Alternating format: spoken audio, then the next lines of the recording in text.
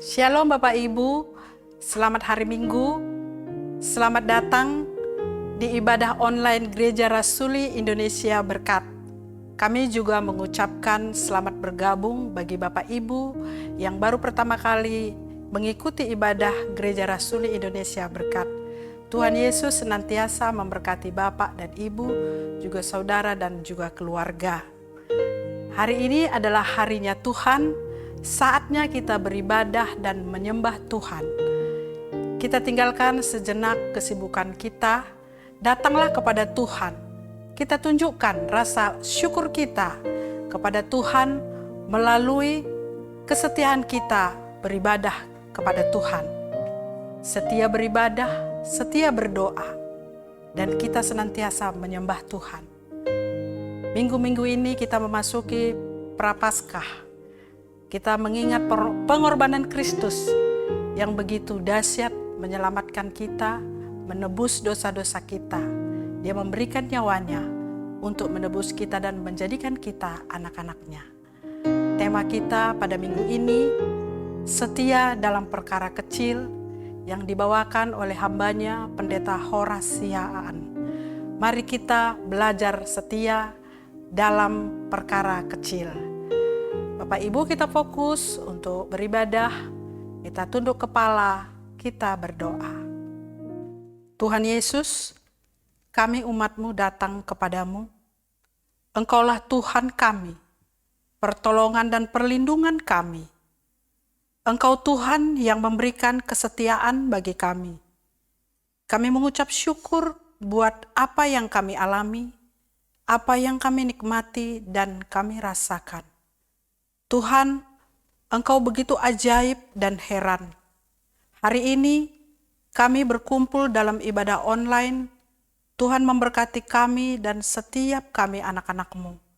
Dan semua anak-anak Tuhan, hamba-hamba Tuhan yang bertugas melayani, apapun yang mereka kerjakan, biarlah semuanya itu menyenangkan hati Tuhan. Tuhan, kami berdoa buat hamba-Mu, Bapak Pendeta Horas Sihaan yang menyampaikan kebenaran firman Tuhan. Tuhan Yesus memberkati hamba-Mu ini. Kami berdoa buat setiap orang yang mengalami lemah dalam tubuh mereka ataupun mengalami sakit penyakit. Tuhan Engkau menjamah dan menyembuhkan mereka. Kami berdoa buat setiap kami ada yang berbeban berat. Tuhan menolong kami dan memberikan kami pemulihan dan hikmat Tuhan senantiasa menopang setiap kehidupan kami. Terima kasih ya Tuhan.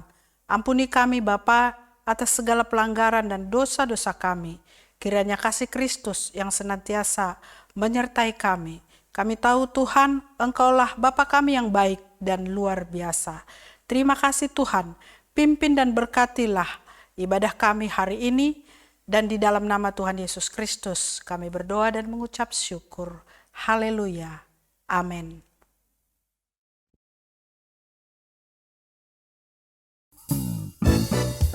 Halo saudara semua, sungguh suatu sukacita besar rasanya kita berkumpul lagi pada hari Minggu ini untuk memuji nama Tuhan bersama-sama, memuliakan nama Tuhan bersama-sama. Jadi dengan hati yang penuh dengan sukacita kita katakan, Allahku dahsyat. Mari angkat pujian. Dari utara ke selatan terdengar pujian bagi Allah. Dari barat sampai ke timur, nama Yesus disanjung tinggi. Dari pulau-pulau, lembah-lembah, gunung-gunung yang tinggi, kemuliaannya disaksikan, kebesarannya diciptakan. Yesus, Yesus, nama Yesus, nama Yesus disanjung tinggi. Dari pulau-pulau, lembah-lembah, gunung-gunung yang tinggi.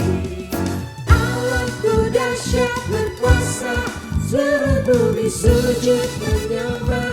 Tinggikan nama-Mu, Allahku dahsyat berkuasa, seluruh bumi sujud menyembah. Tinggikan nama-Mu.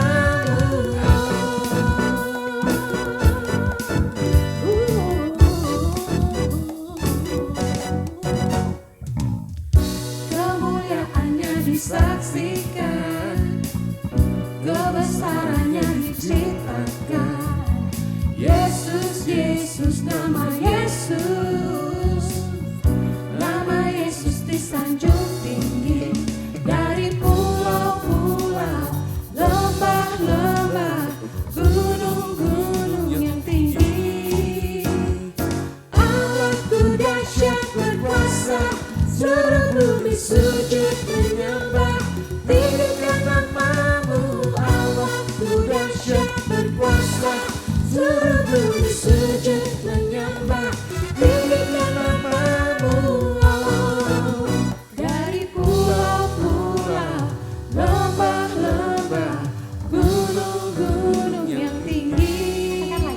Dari pulau-pulau, lembah-lembah, gunung-gunung yang tinggi.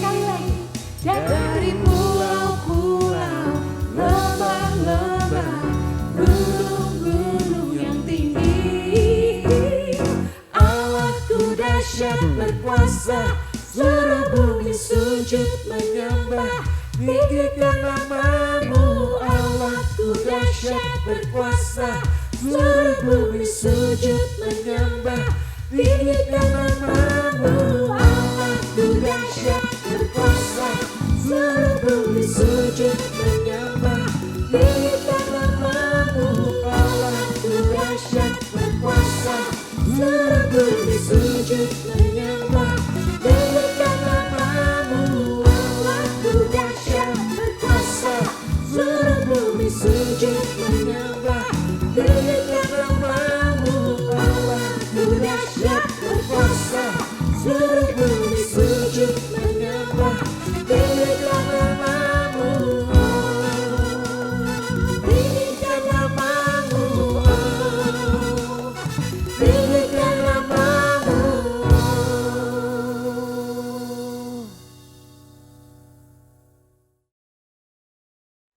Jemaat Tuhan, saya mengundang kita bangkit berdiri.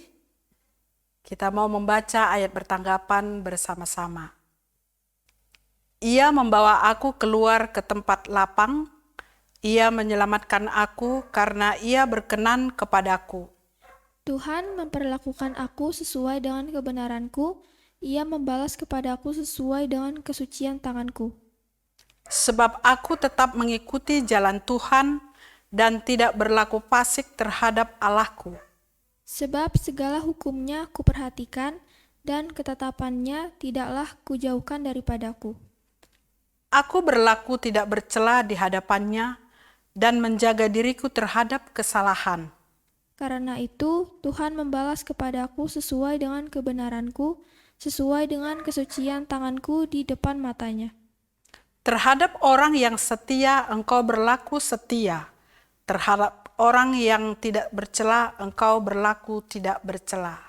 Terhadap orang yang suci engkau berlaku suci, tetapi terhadap orang yang bengkok engkau berlaku belat-belit. Karena engkaulah yang menyelamatkan bangsa yang tertindas, tetapi orang yang memandang dengan congkak kau rendahkan. Karena engkaulah yang membuat pelitaku bercahaya, Tuhan Allahku menyinari kegelapanku. Amin. Silakan duduk kembali Bapak Ibu.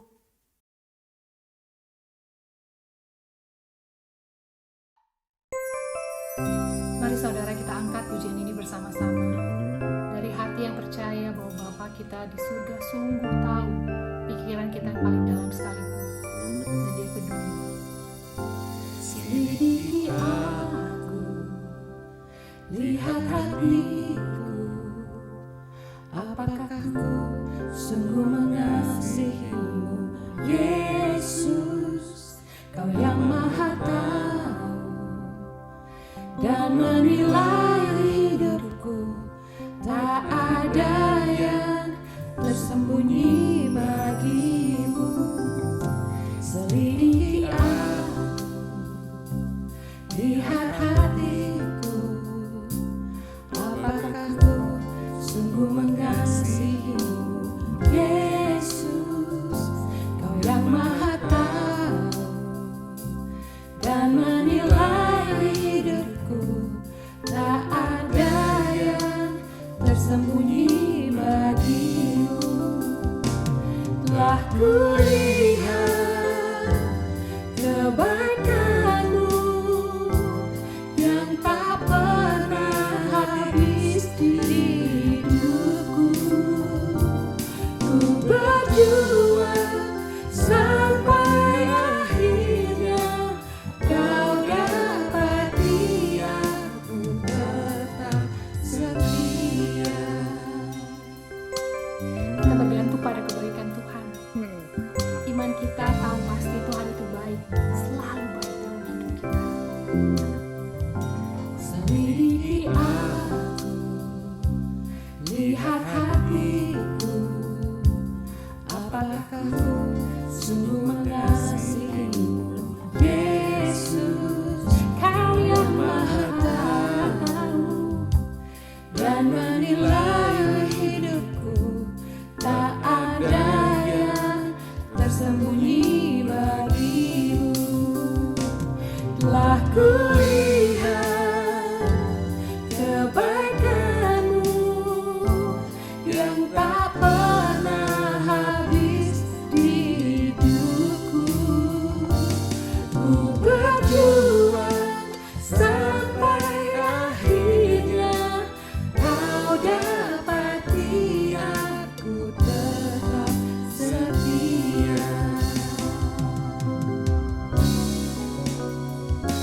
Telah kulihat kebaikan-Mu yang tak pernah habis di hidupku.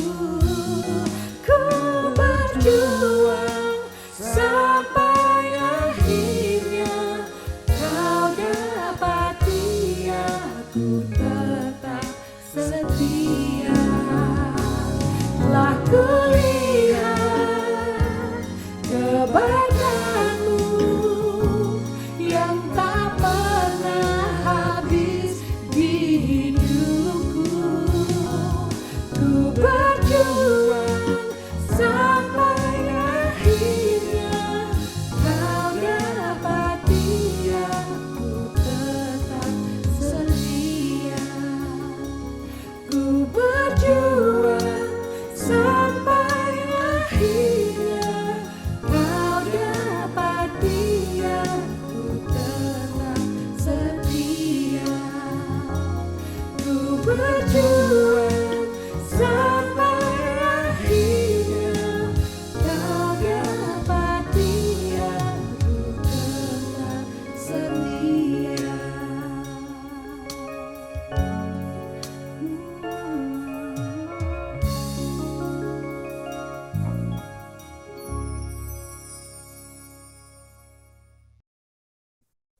Bapak Ibu, selamat pagi. Salam sejahtera dari Tuhan kita Yesus Kristus.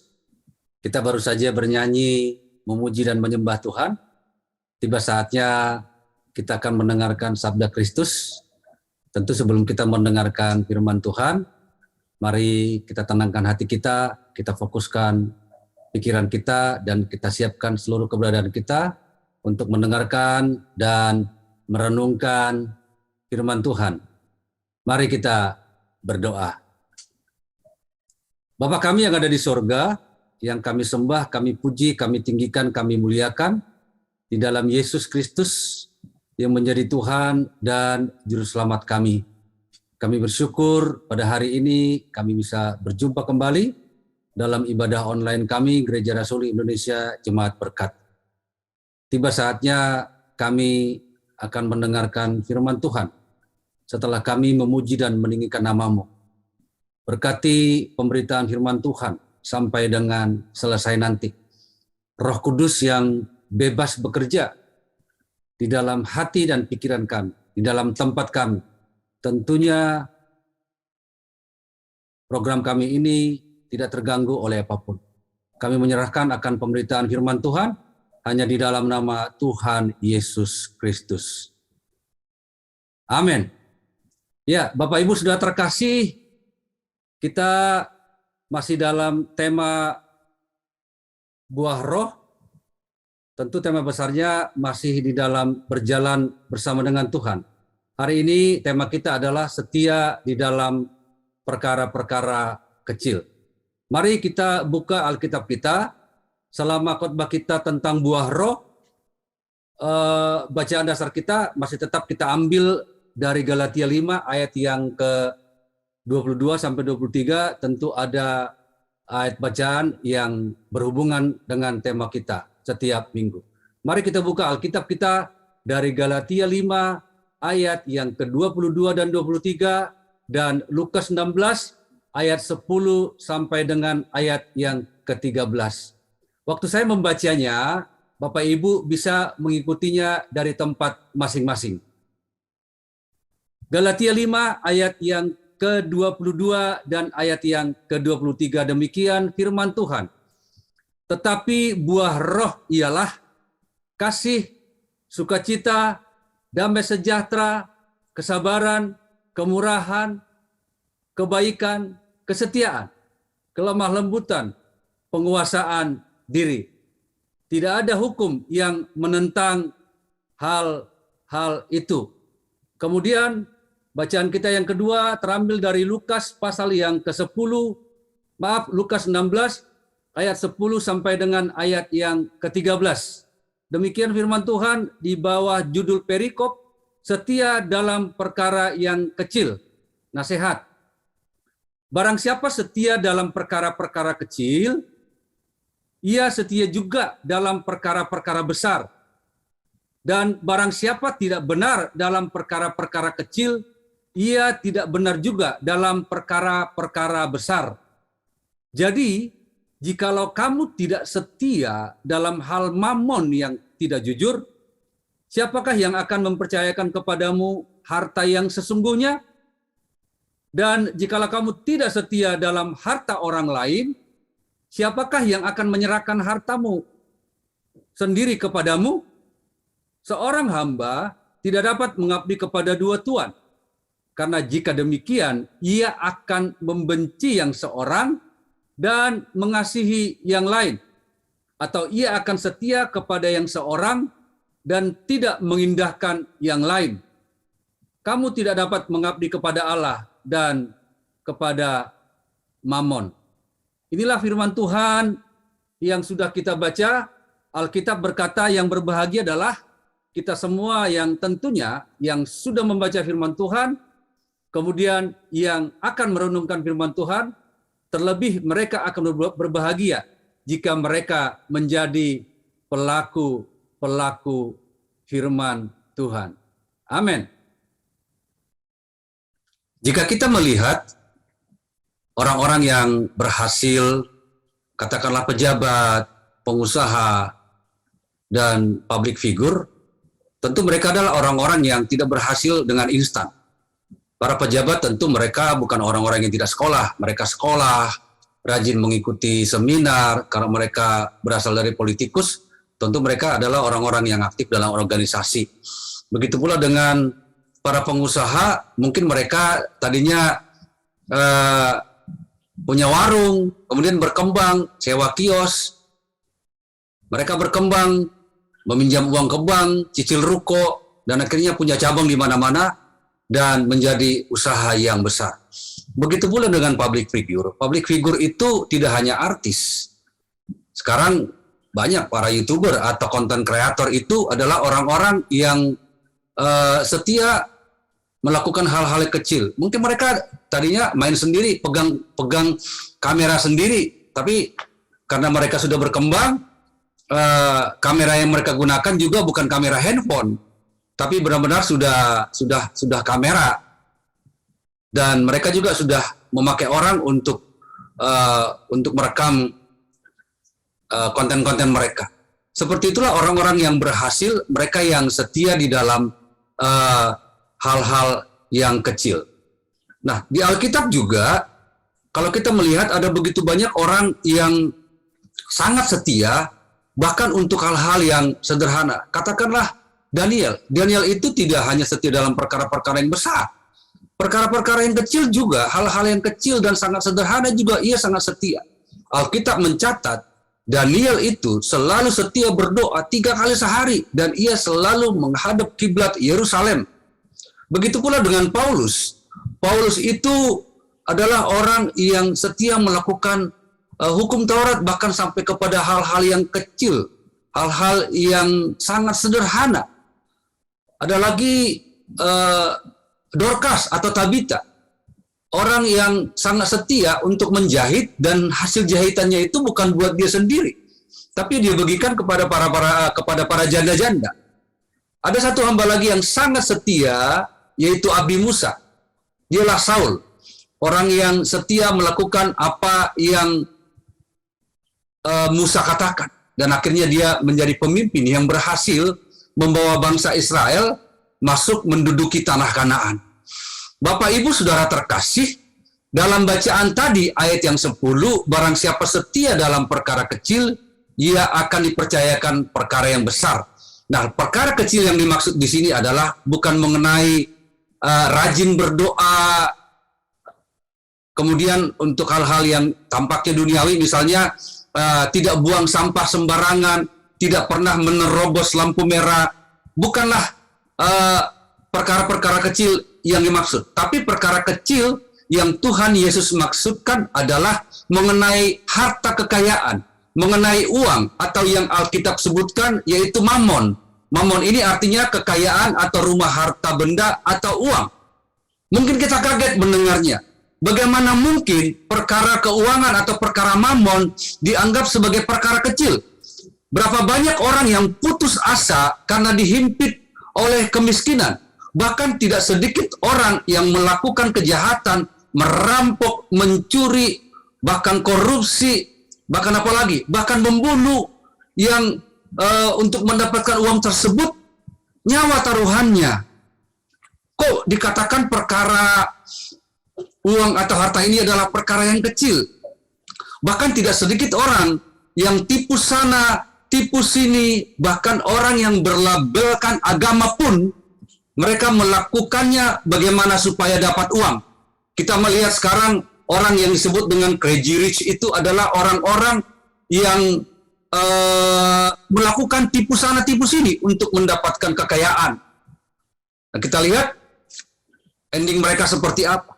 Bahkan tidak sedikit orang yang apatis. Apatis ini artinya tidak punya semangat, acuh tak acuh datang terhadap Tuhan. Nah, kenapa Yesus katakan bahwa hal itu adalah perkara-perkara kecil?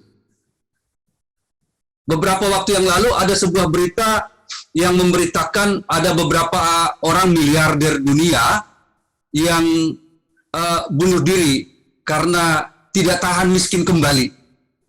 Mereka adalah Scott Young. Scott Young ini adalah pengusaha properti asal Rusia. Tapi dia didapati mati tertancap di pagar depan penthouse-nya setelah ia meloncat dari lantai 4 rumahnya. Karena dikabarkan ia rugi banyak. Kemudian ada Adolf Merkel. Adolf Merkel ini pada tahun 2003 ya kalau nggak salah, ia dinobatkan sebagai orang terkaya di Jerman. Selain pengusaha farmasi, ia adalah pemilik VW, Volkswagen. Tapi kemudian karena ia gulung tikar, lalu ia bunuh diri dengan cara ia menabrakkan dirinya kepada kereta api yang sedang berjalan. Kemudian ada Steve Bing. Steve Bing ini adalah raja Hollywood. Ia memproduksi banyak film. Bahkan ia dikabarkan bunuh diri dan loncat dari apartemen lantai ke-27 apartemennya. Bahkan dikabarkan ia tidak hanya masalah uang, tapi ia tidak kuat dengan lockdown yang diadakan Amerika pada tahun 2020. Nah, melihat kasus-kasus di atas, mari kita pikirkan, mari kita bayangkan, bagaimana mungkin harta benda, bagaimana mungkin uang, bagaimana mungkin mamon yang diburu hampir seluruh penduduk bumi ini disebut sebagai perkara kecil. Mari kita lihat pandangan umum. Baru nanti kita melihat bagaimana Yesus menilai tentang mamon ini. Bapak Ibu, kita percaya bahwa kekayaan atau uang tidaklah menjamin kebahagiaan. Betul? Sekali lagi saya katakan, bahwa kekayaan atau harta atau uang tidaklah menjamin kebahagiaan. Betul ya? Apalagi sukacita. Hal apa lagi? Apalagi menjanjikan surga. Kita lihat contoh-contoh di atas tadi. Begitu banyaknya orang stres karena tidak punya uang. Tentu uang tidak dapat menjamin kebahagiaan. Tentu uang tidak dapat menjamin sukacita. Apalagi tentu uang tidak dapat menjamin surga. Nah, apakah lantas disebutkan perkara besar jika uang tidak dapat menciptakan kebahagiaan atau sukacita? Setuju? Setuju ya? Kemudian yang kedua, pandangan umum kenapa uang itu bukanlah perkara besar. Bagi orang yang belum mempunyai harta atau bagi orang yang belum kaya, mereka pasti berusaha mengejar atau mereka pasti berusaha melakukan berbagai cara, bahkan menghalalkan berbagai cara sehingga mengorbankan hal-hal yang lebih berharga daripada uang. Apa itu? Tidak sedikit orang yang mengorbankan keluarga, tidak sedikit orang yang mengorbankan kesehatan, tidak sedikit orang yang mengorbankan nama baik demi mencapai kekayaan. Nah, untuk hal-hal yang nilainya di bawah uang, maksud saya yang nilainya di atas uang, seperti kesehatan, seperti keluarga, layakkah disebut perkara-perkara yang besar? Tentu Bapak Ibu sepakat dengan saya bahwa perkara uang, jika kita menilai bahwa ia tidak dapat menciptakan kebahagiaan, bahkan ia sudah mengorbankan keluarga, kesehatan, dan nama baik, itu tidak dapat disebut perkara-perkara yang besar. Semoga setelah kita mendengarkan hal ini, pikiran kita semakin terbuka mengenai mamon ini. Nah, itu cara pandang umum. Mari kita lihat bagaimana Kristus menilai keuangan. Saya ajak kita untuk membuka Matius 10 ayat yang ke-5 sampai dengan ayat yang ke-10. Matius yang ke-10 ayat yang ke-5 sampai dengan ayat yang ke-10. Sebentar ya Bapak Ibu. Matius 10 ayat yang ke-5 sampai dengan ayat yang ke-10. Judulnya Yesus mengutus ke-12 rasul. Ke-12 rasul itu diutus oleh Yesus dan ia berpesan kepada mereka, janganlah kamu menyimpang ke jalan bangsa lain atau masuk ke dalam kota orang Samaria, melainkan pergilah kepada domba-domba yang hilang dari umat Israel. Pergilah dan beritakanlah kerajaan surga sudah dekat. Sembuhkanlah orang-orang sakit, bangkitkanlah orang mati, tahirkanlah orang dusta, usirlah setan-setan. Kamu telah memperolehnya dengan cuma-cuma, karena itu beritakanlah pula dengan cuma-cuma. Ini dia yang mau kita renungkan. Janganlah kamu membawa emas atau perak atau tembaga dalam ikat pinggangmu. Janganlah kamu membawa bekal dalam perjalanan. Janganlah kamu membawa baju 2 helai, kasut atau tongkat. Sebab seorang pekerja patut mendapat upahnya. Inilah pandangan Yesus mengenai mamon.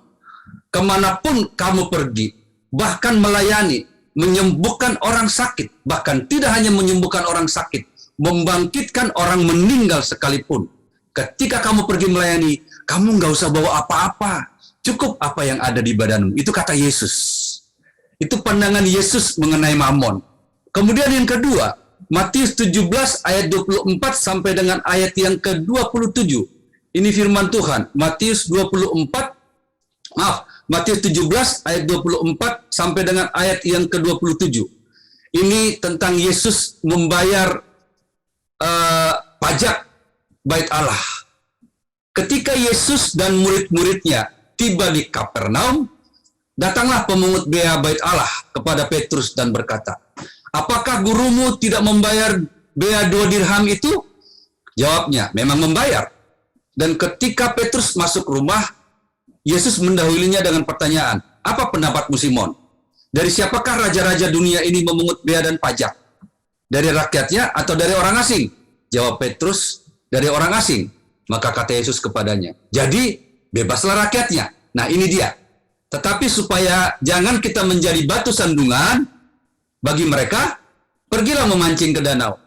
Dan ikan pertama yang kau pancing, tangkaplah dan bukalah mulutnya. Maka engkau akan menemukan mata uang 4 dirham di dalamnya. Ambillah itu dan bayarkanlah kepada mereka, bagiku dan bagimu. Bapak Ibu Saudara terkasih, kalau kita membaca ini, ketika mereka diwajibkan bayar pajak, Yesus tidak pusing Bahkan Yesus tidak berkata kepada Yudas saat itu yang menjadi bendahara, Yudas, ada berapa uang di kasmu? Oh, enggak. Karena pada saat itu, bahkan pada saat pelayanan Yesus, mereka tidak pernah pegang uang. Enggak mungkin dong saat menyuruh ke-12 rasul pelayanan, mereka tidak dibebani uang, tapi Yesus sendiri mengantongin uang. Hal yang tidak mungkin. Nah, ketika mereka diwajibkan untuk membayar pajak, maka Yesus katakan, ya kita harus bayar. Kemudian Yesus tidak merepotkan para murid-muridnya. Yesus hanya bilang, yaudah mancing dulu. Nanti ikan pertama, bukan Yesus katakan, nanti hasilnya kalian jual. Lalu kumpulkan uangnya, baru kita bayar pajak. Tidak. Yesus katakan, ketika kamu dapat ikan pertama, tangkap dan buka mulutnya. Di situ kamu akan menemukan 4 dirham. Artinya 2 kali lipat dari kewajiban mereka untuk bayar pajak. Mulai mengerti ya, kenapa Yesus mengatakan bahwa mamon itu adalah perkara yang kecil. Kemudian saya ambil 3 ayat saja. Dari Lukas pasal yang ke-12, ayat yang ke-15. Lukas 12 ayat 15. Katanya lagi kepada mereka, berjaga-jagalah dan waspadalah terhadap segala ketamakan.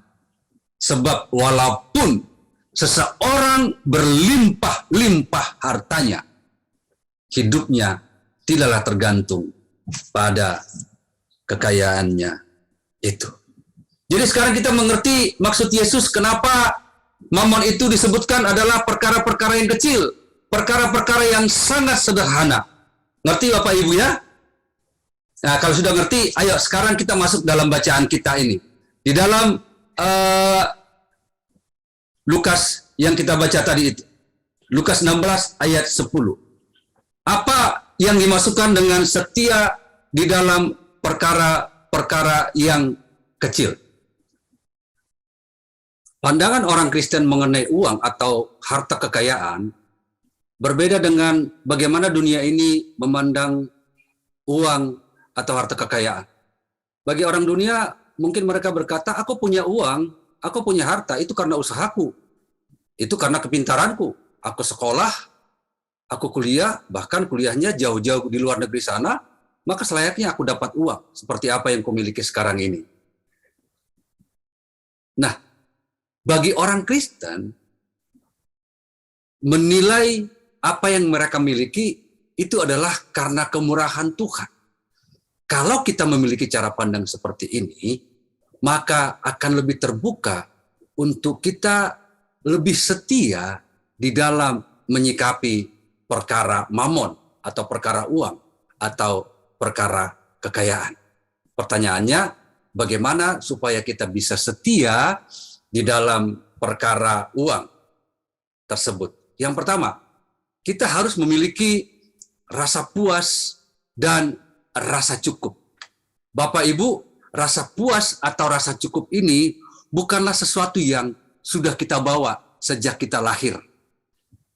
Bahkan rasa puas atau rasa cukup ini tidak timbul dari luar, tidak timbul dari apa yang kita lihat, tidak timbul dari apa yang kita rasakan, tidak timbul dari apa yang kita nikmati.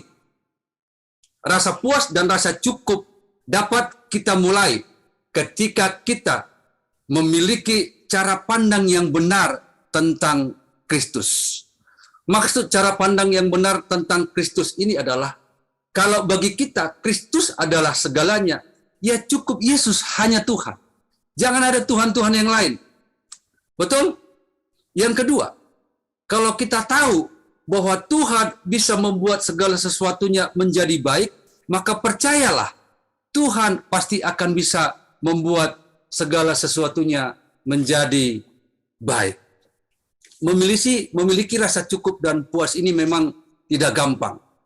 Seorang penulis dari Norwegia, namanya Arne Greenberg, ia penulis dan penyair, dia pernah berkata seperti ini. Kita bisa beli makanan apa saja yang kita suka, tapi kita tidak bisa membeli selera makan. Kita bisa membeli apa saja macam obat, tapi kita tidak pernah bisa beli kesehatan. Kita bisa membeli tempat tidur yang mahal sekalipun, bahkan import, tapi kita tidak pernah bisa membeli tidur nyenyak. Kita bisa membeli pengetahuan, beli buku yang bagus, mengikuti seminar-seminar yang mahal, tapi kita tidak pernah bisa membeli kebijaksanaan. Kita bisa membeli perhiasan apapun, kata Anda. Kita bisa membeli apapun, anting, kalung, cincin, dari berlian termahal apapun, tapi kita tidak pernah bisa beli kecantikan. Kita bisa beli kesenangan dengan berlibur kemana saja, memiliki barang-barang branded, tapi kita tidak pernah bisa beli kebahagiaan. Nah, supaya kita bisa belajar setia dalam perkara mamon, poin pertama ini jangan pernah lupa. Kita harus memiliki rasa puas. Kita harus bisa memiliki rasa cukup. Itu poin pertama. Poin yang kedua, bagaimana kita bisa belajar dalam perkara-perkara kecil yang Tuhan Yesus maksudkan, yang adalah uang. Yang kedua adalah jangan tamak atau serakah. Ketamakan adalah hasrat yang kuat, hasrat yang besar untuk memiliki lebih banyak lagi. Jadi orang yang tamak itu tidak pernah memiliki rasa puas. Orang yang tamak itu tidak pernah memiliki rasa cukup seperti yang tadi itu ya. Mungkin dia sudah punya tempat tidur yang mahal, tapi kok aku tidak bisa tidur nyenyak? Lalu ia ganti lagi tempat tidurnya. Kok aku tidak pernah punya selera makan yang enak ya? Gitu loh. Lalu ia beli makanan-makanan yang mahal. Bahkan mungkin di rumahnya ada chef untuk bisa memasak makanan yang enak. Tapi ia tidak pernah merasakan rasa enak. Karena dalam dirinya apa? Dalam dirinya tidak pernah ada rasa cukup. Kolose pasal yang ketiga ayat yang kelima, ketamakan itu atau keserakahan itu sama dengan penyembahan berhala. Ngeri Bapak Ibu. Jadi kita harus belajar setia dengan tidak tamak, dengan tidak serakah. Yang ketiga, bagaimana kita dapat belajar setia di dalam perkara mamon ini. Yang ketiga adalah bermurah hati terhadap sesama. Bila kita menyadari bahwa harta, uang, kekayaan yang kita punya adalah dari Tuhan, maka saya percaya bukanlah hal yang sulit bagi kita untuk memberi. Sekali lagi saya tekankan, jika kita menyadari bahwa harta kekayaan kita, bahwa keuangan kita, semua itu adalah dari Tuhan, maka saya sangat percaya bukanlah hal yang susah bagi kita untuk berbagi. Jadi di dalam hati kita ada kerinduan untuk berbagi. Jika kerinduan itu ada, maka Tuhan selalu punya cara untuk kita bisa membagikan apa yang kita punya. Contohnya, ia bisa memberi uang atau sembako kepada orang-orang yang membutuhkan. Caranya apa lagi? Mengajak kerjasama orang-orang yang mungkin belum punya pekerjaan, atau memberikan beasiswa kepada mereka yang tidak mampu, padahal berprestasi. Apalagi mendukung pekerjaan misi. Dan ayat ini didukung dalam Lukas pasal yang ke-12, ayat yang ke-31. Saya buka, Lukas pasal yang ke-12, ayat yang ke-31 berkata begini. Tetapi carilah kerajaan, maka semuanya itu akan ditambahkan kepadamu. Janganlah kamu takut, hai kamu kawanan kecil, karena Bapamu telah berkenan memberikan kamu kerajaan itu.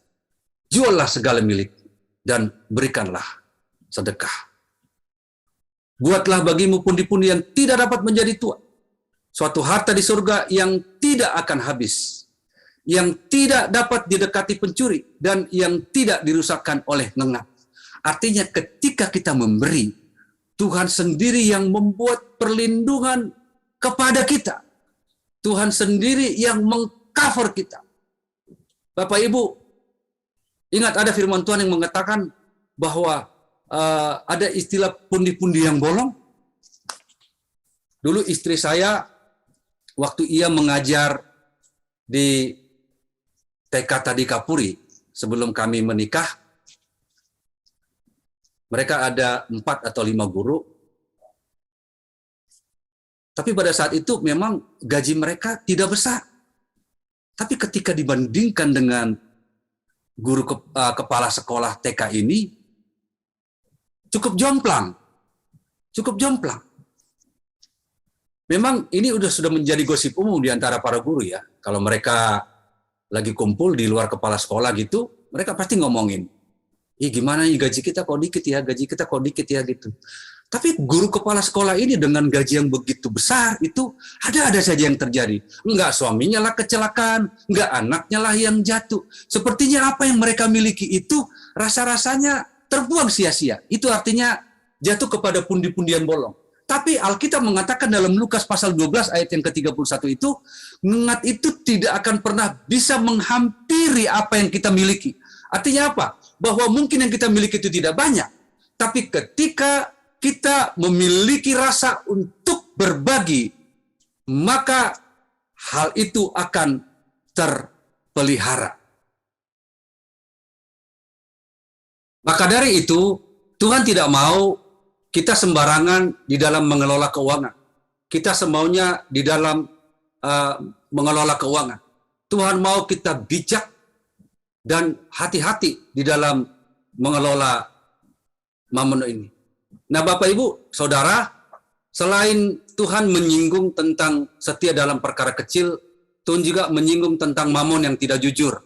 Kalau kita baca perikop di atas, ayat 1 sampai dengan ayat yang ke-9 dari Lukas pasal 16 ini, Yesus memberikan perumpamaan tentang seorang bendahara yang tidak jujur. Ini berbicara tentang mamon yang tidak jujur.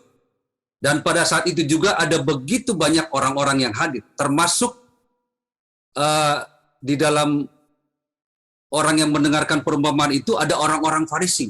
Orang-orang Farisi adalah orang-orang yang terkenal dengan ketamakan mereka tentang uang. Nah, contoh orang-orang yang tidak jujur di dalam hal mamon adalah semakin banyak hartanya, maka akan semakin tenanglah hati mereka. Mereka adalah orang-orang yang selalu bergantung pada hartanya, bukan bergantung pada Tuhan. Ketenangan mereka bukan kepada Tuhan lagi. Mereka berpikir, jika mereka semakin kaya, maka mereka akan semakin dihargai. Kemudian, semakin mereka kaya, maka mereka akan semakin sukses. Nah, saya tidak tahu apakah kita ada di dalam bagian ini. Kalau kita ada dalam bagian ini, berarti kita adalah orang-orang yang tidak jujur dalam hal mamon. Pertanyaannya, Bapak Ibu, benarkah kekayaan dapat melindungi orang-orang yang tidak jujur itu? Jelas tidak. Ada contoh dalam Alkitab, dalam Lukas pasal 12 ayat 16 sampai 21, ada orang kaya yang bodoh. Orang kaya ini berkata, aku sudah kaya, segalanya ada padaku. Mau aku kemanakan hartaku ini? Oh, kalau begitu aku akan membangun lumbung yang lebih besar lagi. Setelah itu, aku makan dan aku bersenang-senang. Lalu apa kata Yesus? Malam ini juga, nyawamu akan diambil. Dari apa yang sudah kita dengarkan, tentu ada harapan untuk kita semakin bijak. Maaf, dalam hal mamon. Seorang pendeta, seorang pengkhotbah, dan seorang penginjil namanya Charles Swindoll. Dia pernah berkata begini, uang selalu memberi dua sisi. Uang selalu memberi dua kuasa. Satu kuasa yang baik, satu kuasa yang jahat. Bapak Ibu, ingatlah, sebesar apapun kuasa yang dihasilkan oleh uang, tapi uang bukanlah Tuhan. Di dalam pepatah Latin berkata, uang selalu menjadi tuan dan hamba bagi kita. Tapi pertanyaannya, Pak Pendeta, bolehkah punya uang? Boleh. Bolehkah kaya? Boleh. Karena uang bukan sesuatu yang buruk, atau yang punya uang itu jahat. Tidak. Bahkan Tuhan tidak pernah menghukum orang-orang yang kaya. Di Alkitab ada banyak orang yang kaya. Ayub, orang yang kaya di kotanya. Siapa lagi? Abraham. Karena kekayaan Abraham, karena hartanya melimpah, makanya ia berpisah dengan ponakannya. Kemudian siapa yang kaya lagi dalam Alkitab? Yusuf orang kaya, Daud orang kaya, siapa lagi? Filemon orang kaya. Jadi punya uang tidak salah. Yang salah itu ketika uang nomor satu di dalam kehidupan kita. Yang seharusnya Tuhan nomor satu. Amin. Ada pertanyaan bagi kita, Bapak Ibu, untuk kita bisa sikapi. Yang pertama adalah, siapakah Tuhan di dalam hidupmu? Yang kedua, pertanyaan ini adalah pertanyaan bagi muda-mudi. Pertanyaannya mungkin sedikit seloroh, tapi pertanyaan cukup serius. Jika saudara adalah muda-mudi yang belum kawin, ini contoh ada dua pilihan. Ada dua cowok yang sama-sama cakep, ada dua cewek yang sama-sama cakep. Jika Anda pemuda yang belum kawin, ada dua cewek di hadapan Anda. Cewek A dan cewek B sama-sama cakep. Mana yang Anda pilih? Cewek A cakep, cewek B cakep. Tapi cewek A kaya, tapi tidak punya Tuhan. Cewek B tidak kaya, tapi punya Tuhan. Begitu pula dengan bagi Anda pemudi, jika Anda belum menikah, ada dua pilihan di depan Anda. Cowok yang sama-sama cakep. Cowok A kaya, tapi tidak punya Tuhan. Cowok B tidak kaya, hidupnya sederhana, tapi ia punya Tuhan. Mana yang Anda pilih? Mari kita berdoa. Sekaligus kita masuk dalam doa syafaat. Kita berdoa. Bapa kami yang di sorga, kami bersyukur untuk firman Tuhan yang sudah kami dengarkan, yang mengajarkan kami untuk kami setia di dalam perkara mamon. Kami tidak mungkin punya dua-duanya ya Tuhan, atau mengabdi kepada dua-duanya. Tapi Tuhan berikan kami kebijaksanaan untuk kami bisa mengelola keuangan dengan baik. Kami berdoa ya Tuhan untuk kami semua yang sudah mendengarkan firman Tuhan, yang sudah ikut beribadah ya Tuhan. Tuhan yang memberkati setiap kami Tuhan. Ketika kami memiliki sikap yang mungkin selama ini kurang tepat di dalam menyikapi keuangan. Namun ketika kami mendengarkan nasihat firman Tuhan pada hari ini, kami ke depan semakin bijak ya Tuhan. Dan kami semakin menomorsatukan Engkau di dalam kehidupan kami. Hari ini kami menaikkan syafaat kami kepadamu ya Tuhan. Kami terus berdoa buat bangsa kami, buat pemerintahan kami, dari presiden, wakil presiden, kabinetnya Tuhan, para menteri, juga pemerintahan daerah. Ada gubernur, wali kota, bupati, camat, lurah, RW, RT di setiap lingkungan kami. Ada 34 provinsi ya Tuhan. Kami berdoa, Tuhan memberkati para pemimpin kami ini. Memberikan mereka kebijaksanaan, hikmat di dalam membuat keputusan-keputusan. Bahkan membuat kerjasama yang baik di dalam menjalankan roda pemerintahan ini ya Tuhan. Kami berdoa untuk dunia pendidikan yang tentunya ada efek karena pandemi. Kami berdoa agar anak-anak tetap rajin belajar, tetap semangat, fokus, khususnya bagi anak-anak yang akan menghadapi ujian kenaikan kelas, terlebih mereka yang akan lulusan ya Tuhan, kelas 6 SD, kelas 3 SMP, dan kelas 3 SMA. Agar mereka tidak hanya sekedar lulus, tapi mereka bisa masuk ke jenjang yang lebih bagus lagi. Kami berdoa juga untuk para guru, mereka juga tetap belajar dengan semangat ya Tuhan. Kami berdoa untuk kesehatan, di mana 2 tahun lebih kami mengalami pandemi yang begitu memporak-porandakan isi dunia ini. Khususnya bangsa kami ya Tuhan. Begitu banyak orang-orang yang terpapar bahkan tidak sedikit yang meninggal. Kami berdoa untuk usaha pemerintah kami yang terus memerangi pandemi ini ya Tuhan. Mereka sering membatasi ruang gerak kami. Bagaimana supaya penyebaran virus ini tidak berkembang.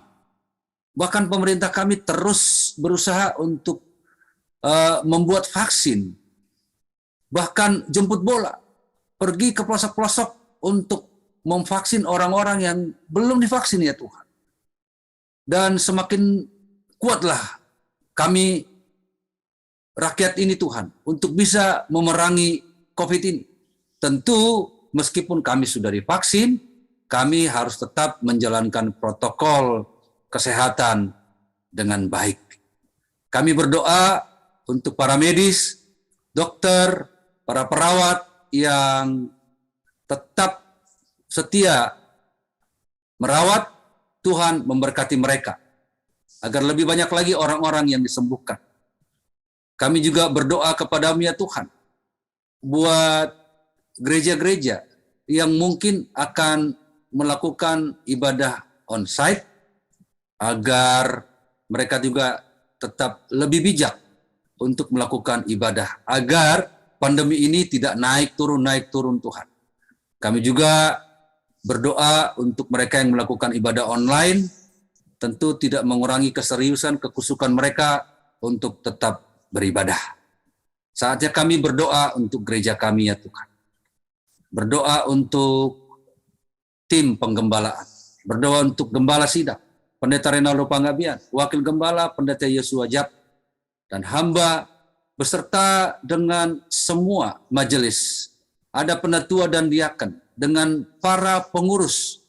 Tuhan yang memberikan kepada kami kesatuan hati untuk tetap bisa semangat melayani di rumah-Mu ini ya Tuhan. Kami berdoa untuk renovasi yang masih berjalan, agar bisa selesai dengan baik sesuai dengan harapan. Banyak biaya yang kami butuhkan ya Tuhan.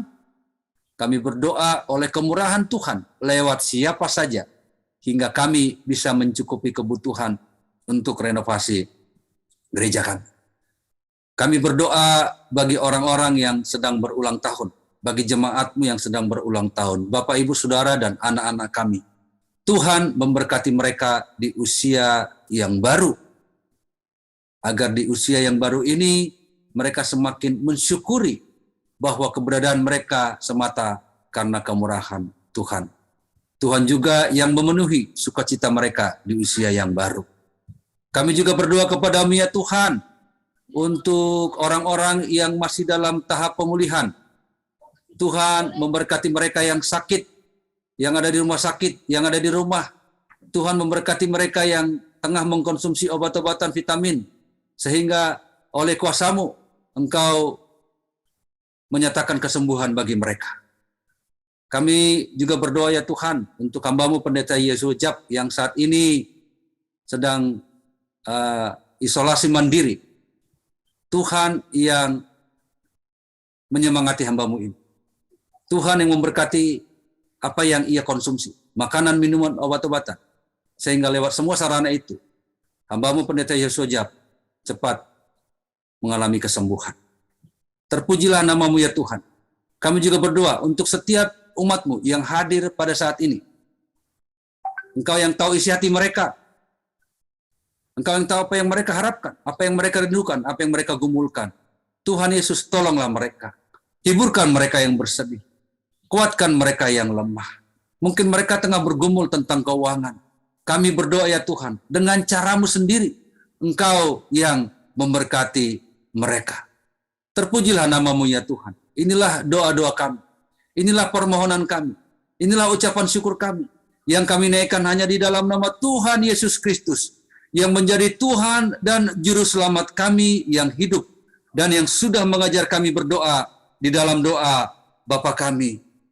Bapa kami yang di sorga, dikuduskanlah nama-Mu. Datanglah kerajaan-Mu. Jadilah kehendak-Mu di bumi seperti di sorga. Berikanlah kami pada hari ini makanan kami yang secukupnya. Dan ampunilah kami akan kesalahan kami, seperti kami juga sudah mengampuni orang yang bersalah kepada kami. Dan janganlah membawa kami ke dalam pencobaan, tetapi lepaskanlah kami daripada yang jahat. Karena Engkaulah yang punya kerajaan dan kuasa dan kemuliaan sampai selama-lamanya. Amin. Terima kasih kami ucapkan kepada Bapak Pendeta Horas Sihaan yang sudah memberkati kami melalui kebenaran firman Tuhan. Tuhan Yesus memberkati Pak Horas dan keluarga. Mari saya mengundang kita bangkit berdiri bersama umat Tuhan di segala abad kita mengikrarkan pengakuan iman rasuli. Aku percaya kepada Allah, Bapa yang Maha Kuasa, Halik langit dan bumi, dan kepada Yesus Kristus anaknya yang tunggal Tuhan kita, yang dikandung daripada Roh Kudus, lahir dari anak darah Maria, yang menderita sengsara di bawah pemerintahan Pontius Pilatus, disalibkan, mati dan dikuburkan, turun ke dalam kerajaan maut, pada hari yang ketiga bangkit pula dari antara orang mati, naik ke surga, duduk di sebelah kanan Allah, Bapa yang Maha Kuasa, dan akan datang dari sana untuk menghakimi orang yang hidup dan yang mati. Aku percaya kepada Roh Kudus, gereja yang kudus dan am, persekutuan orang kudus, pengampunan dosa, kebangkitan orang mati, dan hidup yang kekal. Amin. Dipersilahkan duduk kembali Bapak Ibu. Bapak Ibu, tiba saatnya kita memberi persembahan kita kepada Tuhan melalui gereja kita. Berilah persembahanmu, persembahan kolekte, persembahan persepuluhan, juga persembahan pemeliharaan rumah Bapa. Gedung gereja kita saat ini sedang renovasi, membutuhkan dana. Mari Bapak Ibu kita membantu secara dana dalam pembangunan gereja kita ini, seberapa yang bisa kita beri. Silahkan mentransfer ke nomor rekening yang tertera di layar. 2 Korintus 9 ayat 7 berkata, hendaklah masing-masing memberi menurut kerelaan hatinya, jangan dengan sedih hati atau karena paksaan, sebab Allah mengasihi orang yang memberi dengan sukacita. Selamat memberi, Tuhan Yesus memberkati.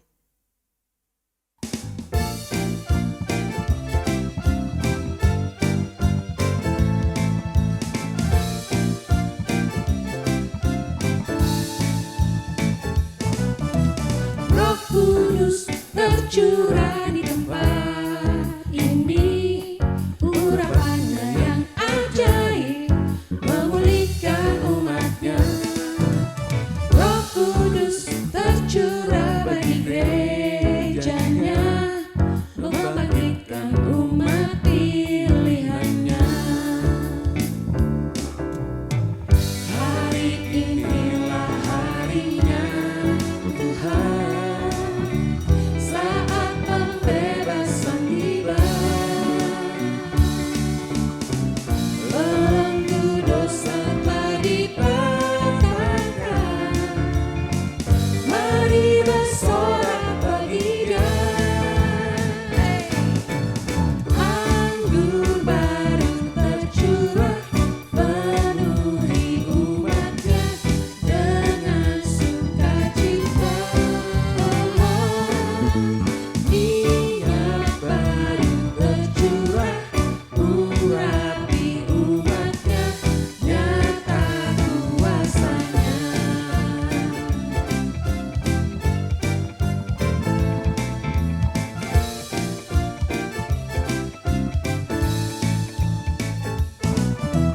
Roh Kudus tercurah di tempat ini, urapannya yang ajaib memulihkan umatnya.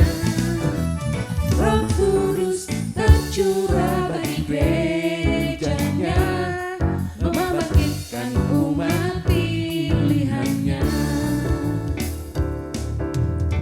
Hari inilah harinya Tuhan, saat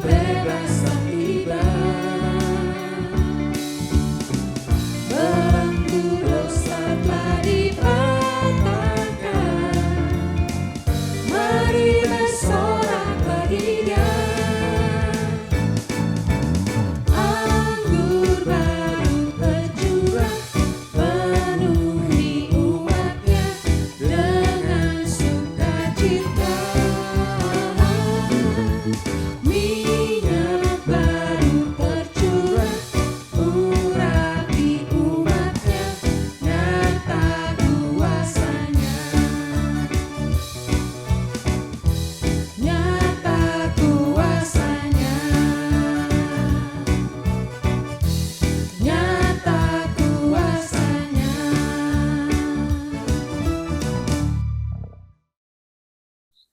Bapak Ibu, atas nama Gembala Sidang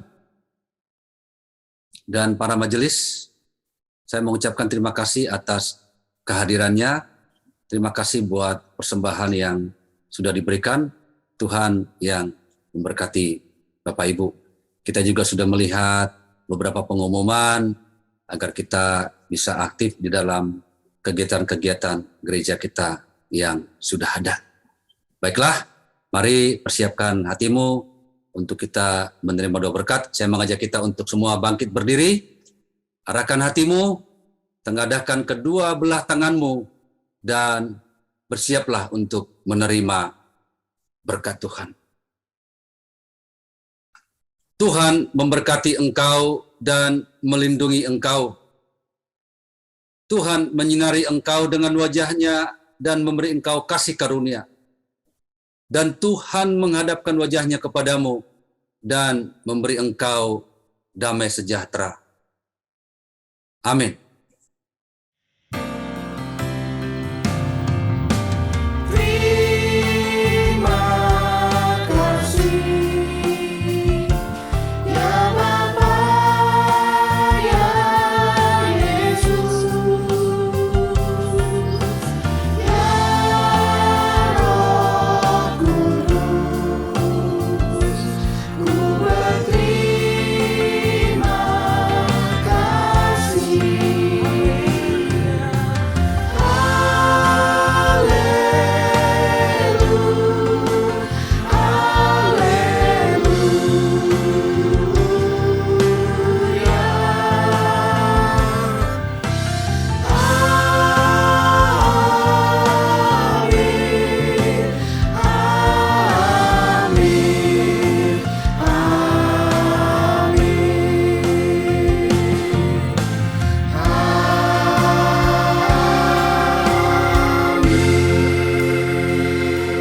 Selamat hari Minggu, Tuhan Yesus memberkati.